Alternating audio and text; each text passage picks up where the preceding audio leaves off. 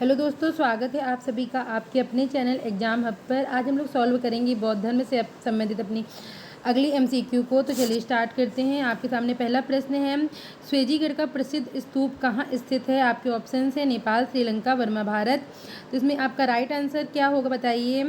इसमें आपका right answer है ऑप्शन नंबर 3 वर्मा। स्वेजीगढ़ का प्रसिद्ध स्तूप जो है वो वर्मा में स्थित है। इसका निर्माण राजा अनिरुद्ध द्वारा कराया गया था तथा रानी केनाजीत्था ने इसे पूरा कराया था। रानी का नाम था केनाजीत्था, इन्होंने इसको पूरा कराया था। अगला क्वेश्चन, निम्नलिखित में से कौन सा ग्रंथ बौद्ध साहित्य निदान गाथा पर आधारित है? आपके ऑप्शन है महावस्तु, विभाषा शास्त्र, विशुद्ध मग, ललित विस्तार। तो राइट आंसर इसमें बताइए क्या होगा।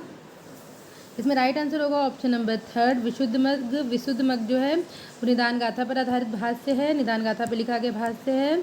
अगला क्वेश्चन है, निम्नलिखित में से किसे भारत का कांट कहते हैं? आपके सामने 4 ऑप्शन हैं, धर्मकीर्ति, अश्वघोष, नागार्जुन, नागसेन। तो इसमें राइट आंसर होगा, आप ही बताइए क्या होगा। तो इसमें राइट आंसर होगा ऑप्शन नंबर 1 धर्मकीर्ति। धर्मकीर्ति को भारत का कांट कहते हैं। इनका संबंध बौद्ध धर्म से है तथा प्रमाण वर्तिका इनके द्वारा लिखी गई प्रसिद्ध पुस्तक है। अगला क्वेश्चन है, निम्नलिखित में से किसे भारत का वॉल्टेयर कहते हैं? वाल्टेज नहीं, वॉल्टेयर। किसे भारत का वॉल्टेयर कहते हैं? भारत का गेंटे कहते हैं। आपके ऑप्शन है अश्वघोष, धर्मकीर्ति, नागार्जुन, उपरोक्त कोई नहीं। तो इसमें आपको जो राइट आंसर होगा वो होगा ऑप्शन नंबर 1 अश्वघोष। अश्वघोष को भारत का वाल्टेयर व गेंटे कहते हैं। इनको महापंडित के नाम से भी जानते हैं, भारत का पहला कवि कहते हैं। इनका जन्म पाटलिपुत्र में हुआ। सारिपुत्र प्रकरण, सौदानंद, बुद्धचरित इनके द्वारा रचित ग्रंथ हैं और राष्ट्रपाल भी इनके द्वारा रचित प्रसिद्ध ग्रंथ हैं। तो जो 3 ग्रंथ हैं ये तो फेमस हैं, ये सारिपुत्र प्रकरण, सौदानंद, बुद्धचरित और राष्ट्रपाल भी इनके द्वारा रचित ग्रंथ हैं। अब बताना है निम्नलिखित में से कौन सा कथन सत्य है। आपके ऑप्शन हैं ऑप्शन नंबर 1 वत्स जो है वो वर्षावास के दौरान आयोजित किए जाने वाले बौद्ध समारोह को कहते थे। अगला, इस समारोह के समापन को पर्वन कहा जाता था। 3, इस समारोह में बौद्ध भिक्षु अपने आगे के कार्यों की योजनाएं बनाते थे तथा पुरानी गलतियों के लिए माफ़ी मांगते थे। 4th ऑप्शन उपयुक्त समस्त कथन सत्य हैं। तो इसमें जो राइट आंसर होगा वो होगा ऑप्शन 4 उपयुक्त समस्त कथन सत्य हैं। वर्षावास के दौरान बौद्ध भिक्षु ज़्यादा भ्रमण तो कर नहीं सकते थे, इसलिए वो एक स्थान पर स्थिर हो जाते थे, एक स्थान पर निवास करते थे और उस समय का यूटिलाइज करते हुए वो लोग एक बौद्ध समारोह का आयोजन करते थे जिसको कि वश्य कहा जाता था। और इसमें ये लोग इस समारोह में अपनी आगे की कार्यों की योजनाएं बनाते थे तथा पुरानी गलतियों से सीखते थे कुछ और उनके लिए माफ़ी मांगते थे। और इस समारोह को जब समापन किया जाता था तो उसको पर्वन के नाम से जाना जाता था।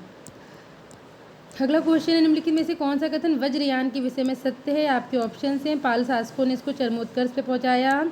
ऑप्शन नंबर 2 ये हीनयान की शाखा है। ऑप्शन नंबर 3 हेरूक महायानी देवता था जो शिव के रौद्र रूप से मिलता जुलता है। ऑप्शन नंबर 4 इसके अंतर्गत तंत्र मंत्र जादू टोना किया जाता है।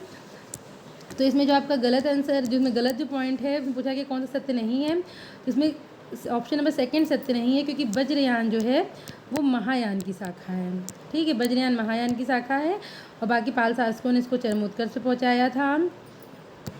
हेरूक महायानी देवता था जो शिव के रौद्र रूप से मिलता जुलता था, इसके अंतर्गत जादू टोना किया जाता था। जो वज्रयान है महायान का भाग है। इसमें तारा देवी तथा कालचक्र देवी की पूजा की जाती थी जिन्हें महात्मा बुद्ध की पत्नी के रूप में जाना जाता था। असंग को वज्रयान का प्रवर्तक कहते हैं, ये चीज़ इंपॉर्टेंट है, याद रखिएगा कि वज्रयान के प्रवर्तक कौन थे? असंग थे।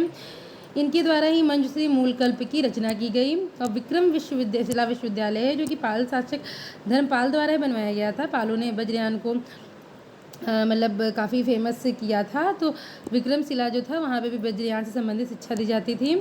अगला क्वेश्चन, निम्नलिखित में से कौन सा कथन स्वतांत्रिक मत के विषय में सत्य है? स्वतांत्रिक मत के विषय में सत्य है। आपके ऑप्शन से इसका प्रमुख आधार सूत्र पिटक है, ये चित्त व बाह्य दोनों ही जगत की सत्ता को स्वीकार करता है। इसके प्रवर्तक कुमार लाट है। उपयुक्त समस्त कथन सत्य हैं। तो याद रखिएगा स्वतांत्रिक जो है और एक वैभाषिक, दो स्वतांत्रिक और वैभाषिक ये दोनों ही हीनयान की शाखाएं हैं। ठीक है, तो इसका जो प्रमुख आधार है वो सूत्र पिटक है, राइट है। ये चित्त व बाह्य जगत दोनों पर विश्वास रखता है, बिल्कुल सही। इसके प्रवर्तक कुमार लाट थे, ये भी याद रखिएगा। इस तरीके से उपयुक्त समस्त कथन सत्य हैं। अगला क्वेश्चन, निम्नलिखित में से कौन सा कथन वैभाषिक मत के विषय में सत्य है? आपके ऑप्शन हैं इसकी उत्पत्ति कश्मीर में हुई। ऑप्शन नंबर 2 ये विभाषा शास्त्र पर आधारित है। ऑप्शन नंबर 3 ये चित्त व बाह्य जगत दोनों को स्वीकार करता है। ऑप्शन नंबर 4 उपयुक्त समस्त कथन सही है। तो देखिए इसकी उत्पत्ति कश्मीर में हुई है, बिल्कुल सही। विभाषा शास्त्र की उत्पत्ति कश्मीर में हुई है, सॉरी वैभाषिक मत की उत्पत्ति कश्मीर में हुई है। विभाषा शास्त्र पर यह आधारित है। चित्त व बाह्य जगत दोनों की सत्ता को स्वीकार करता है। तो इस तरीके से समस्त कथन सत्य हैं। अगला क्वेश्चन है, निम्नलिखित में से किसे विज्ञानवाद का प्रवर्तक कहा जाता है? आपके ऑप्शंस हैं नागार्जुन, मैथिलीनाथ, वसुमित्र और कुमारलाट। ठीक है, आपके चार ऑप्शन है नागार्जुन, मैत्रेयनाथ, वसुमित्र, कुमारलाट। तो इसमें जो आपका राइट आंसर होगा वो होगा ऑप्शन नंबर सेकंड मैत्रेयनाथ। जो मैत्रेयनाथ हैं वो विज्ञानवाद के समर्थक थे। याद रखिएगा, सब क्वेश्चन से हैं, ये सब याद रखने चाहिए क्योंकि पेपरों में कभी पूछ लिया जाता है, तो याद रहें। अगला क्वेश्चन है, निम्नलिखित में से किसे शून्यवाद का प्रवर्तक कहा जाता है? आपके ऑप्शंस हैं नागार्जुन, मैथिलीनाथ, वसुमित्र, कुमारलाट। तो इसमें राइट आंसर होगा नागार्जुन, ऑप्शन नंबर फर्स्ट। जो नागार्जुन थे वो शून्यवाद के समर्थक थे। शून्यवाद जो है वो संसार को शून्य व संसार को सत्ताहीन मानता है। तो ये कुछ क्वेश्चंस थे जो कि बौद्ध धर्म में संबंधित है और आपके अच्छे से अच्छे एग्जाम्स में पूछे जाते रहे हैं और आगे में पूछे जाने की संभावना है। तो अगर आपको वीडियो अच्छी लगे तो प्लीज़ वीडियो को सब्सक्राइब करें, लाइक करें, ज़्यादा से ज़्यादा शेयर करें। धन्यवाद।